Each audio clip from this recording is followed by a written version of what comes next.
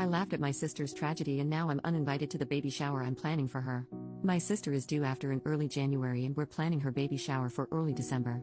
She decided she wanted to use my mother's maiden name, Rafferty, as her daughter's name. Not a tragedy itself, and I guess it works as a unique name. But yesterday I texted my sister that I needed to get the custom items with my niece's name ordered ASAP so they arrive in time for the shower. My sister then let me know they're going with an alternative spelling of Rafferty. I texted back, an alternative spelling of our mother's maiden name?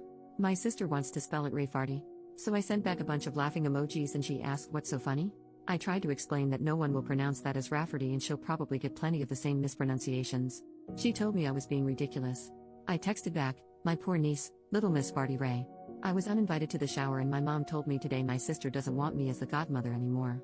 But, Ray Farty is really bad, isn't it? Someone needs to tell her, right? Update, 2 days later, so we had an intervention on Ray Farty.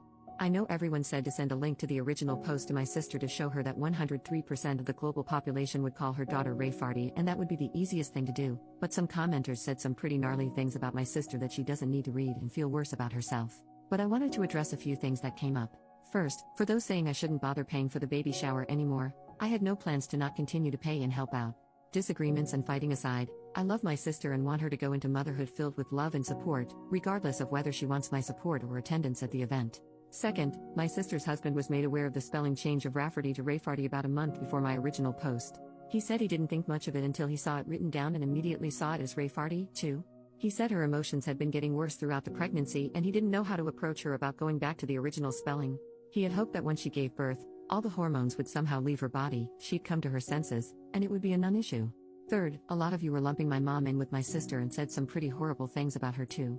All my mom knew was from my sister calling her to complain that I laughed at her for slightly changing the spelling. My mom just assumed it was a minor change like Rafferty until I told her to grab a pen and paper and I'd spell it out for her. Once she saw it was Rayfarty, she was team save this child. Now for those of you who told me I didn't have any tact and my reaction was mean, my reaction was because 1, people would call the poor girl Rayfarty her entire life for the sake of my sister being quirky. 2, pregnancy brain aside, surely my sister would realize her child will be called Rayfarty once it's pointed out, have a laugh, change her mind, and this will end up being a funny story to tell at her daughter's future wedding or something. And 3, my sister is a bit of a joker, so I also initially thought she was just pulling a prank or joking. But if she was joking, she took the joke really, really far. She spent $400 on a mural painted on one wall in the nursery. She wanted to debut the finished nursery to everyone at the baby shower, including her husband, who was forbidden to see it beforehand, that had Rayfarty incorporated into it that now needs to be repainted. She also bought herself a birthing gift. Is this even a thing? She'd have my brother-in-law present to her in front of everyone at the hospital, a $900 gold bracelet with RAEFARTY charms. The baby book also has Rayfarty embroidered on the cover. I contacted my sister's best friend Katie, not her real name, if my sister has told her anything about the spelling change. She found out about Rayfarty after the blow-up with my sister, as my sister wanted to get Katie on her side. Katie, who's a teacher, was equally horrified about the spelling and told me this is the worst attempt at a creative name she's ever seen.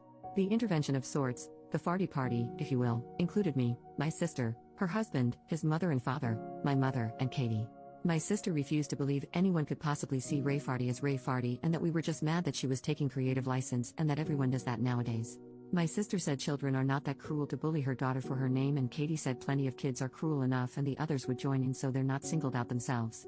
My sister countered that as long as all the adults are pronouncing it correctly that it'll be no problem, and Katie told her that not only would the adults not know how to pronounce it to begin with, but that as long as Fart is in the name, kids will latch right onto that.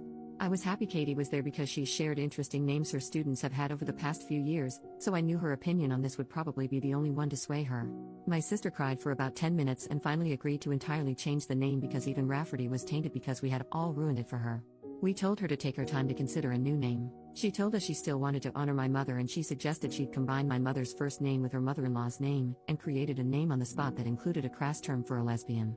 When my mother pointed that out, she started crying again and accused us of not letting her be a mom, and her husband suggested we leave it for now and we should all go and give her space. It's been radio silence until my sister texted me a couple of hours ago that she and her husband landed on Theodora and she is absolutely in love with it. She even decided by my unborn niece looks like a Theodora in the ultrasounds. She got those creepy 3D ones done where every baby looks like the same copper potato. I replied that was lovely and that I'm so happy she's happy. It's not my taste, but at least it's not Theodoru or some crap like that. So there you go, my niece has been saved from being called Rayfarty. I'm invited to the baby shower again, and I know this is just a little blip with my relationship to my sister and will be fine, but Katie will be taking over as godmother, which is fine by me. I can always be godmother to their next child, who will probably be named something like Taramshu. Thank you all for seeing the same thing I did and letting me know stopping Rayfarty from coming into existence was the right thing to do. New update, 1.5 months later, Rayfarty has made it to the party. I don't know if you remember my post from a few weeks back about my sister wanting to name my niece Rayfarty, pronounced Rafferty, not at all like Rayfarty.